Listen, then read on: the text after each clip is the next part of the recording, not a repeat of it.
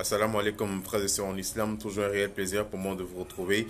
Et aujourd'hui, mes frères et sœurs en islam, je voudrais qu'on aborde le sujet du port du voile en islam. Il faut savoir, mes frères et sœurs en islam, que le port du voile est une obligation sur toute femme pubère en islam. La femme doit se couvrir, elle doit bien se vêtir, de sorte à ne pas dessiner ses formes, de sorte à ne pas séduire, à ne pas attirer le regard des uns et des autres sur elle. La femme doit être discrète en islam. La femme est une perle précieuse en islam. C'est pourquoi Dieu dans le Coran, dans plusieurs versets du Coran, il a recommandé à la femme de ramener sur elle un grand voile, afin qu'elle soit protégée du regard des gens, des pervers, mes frères et sœurs en islam. Donc mes sœurs, couvrez-vous. C'est un ordre divin. Certaines femmes disent que non, je dois me marier d'abord avant de porter le voile. Non, non, non, non, non, non. Le port du voile n'est pas lié au mariage. C'est l'erreur que beaucoup font. Le mariage, c'est Allah qui facilite le mariage. Et le jour où il veut, il t'accorde un mariage. Voilà, c'est pourquoi tu trouveras des femmes qui sont pieuses, mais qui, à 40 ans, ne sont pas encore mariées. Par contre, tu trouveras d'autres femmes qui, bon, peut-être ne sont pas aussi impliquées dans la religion, mais qui se marient vite. Voilà, le port du voile n'est pas lié au mariage. Il faut savoir que à partir du moment où la femme est pubère, elle doit forcément porter le voile, se couvrir, de sorte à se protéger elle-même du regard des gens, du regard des pervers, à ne pas s'attirer aussi beaucoup de choses. Parce qu'aujourd'hui, on constate que la majorité des femmes qui sont violées, c'est des femmes qui sont habillées en sexy, qui découvrent leurs jambes, les parties de leur corps et tout. Et donc, mes frères et sœurs en islam, il faut savoir que c'est pour nous-mêmes. Quand Allah il nous impose une chose, quand Allah il nous ordonne une chose, c'est pour notre propre bien. Donc le port du voile est non seulement une obligation pour la femme, mais c'est aussi un bien pour la femme. Parce que ça protège la femme. Comme on le dit en Djoula, avec Mousso Sutra. Et donc, il y a aussi des hommes qui refusent que les femmes portent le voile.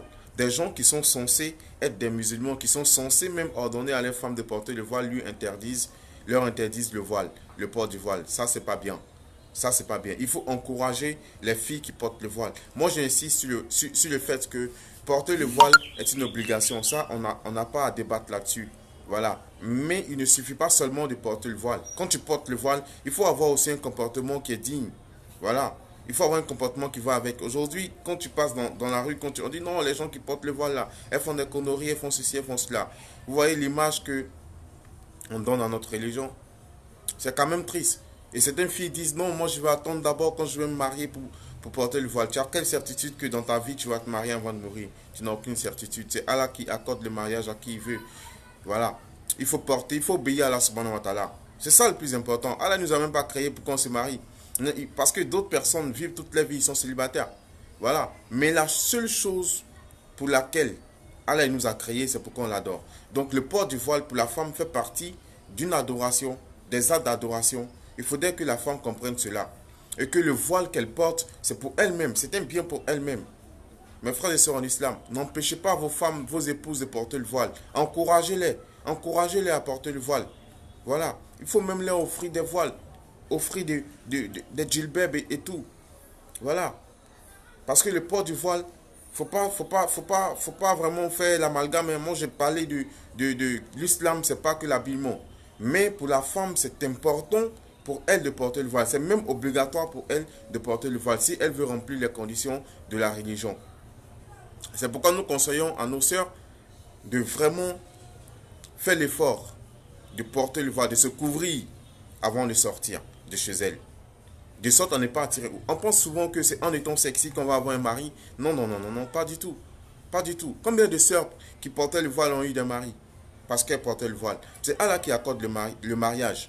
Il ne faut pas penser que non, c'est quand tu vas découvrir tes cuisses, montrer tes seins que tu vas avoir un mari. Non, non, non. Tu auras des prétendants, des gens qui viendront vers toi, mais uniquement pour forniquer. Voilà. Mais quand tu te couvres, tu respectes ton corps. Toutes les personnes qui viendront vers toi viendront avec le respect et viendront te proposer le mariage. Et donc, mes frères et sœurs en islam, c'était juste un rappel pour faire une précision sur l'habillement de la femme. Pour l'homme, c'est pas très important. Mais pour la femme, c'est vraiment important de porter le voile. Voilà. Ça fait partie des recommandations d'Allah subhanahu wa ta'ala envers les femmes dans le Coran, Inch'Allah. qu'Allah nous accorde la bonne compréhension, qu'Allah fasse de nous des musulmans pieux et sincères et qu'Allah nous achève soumis.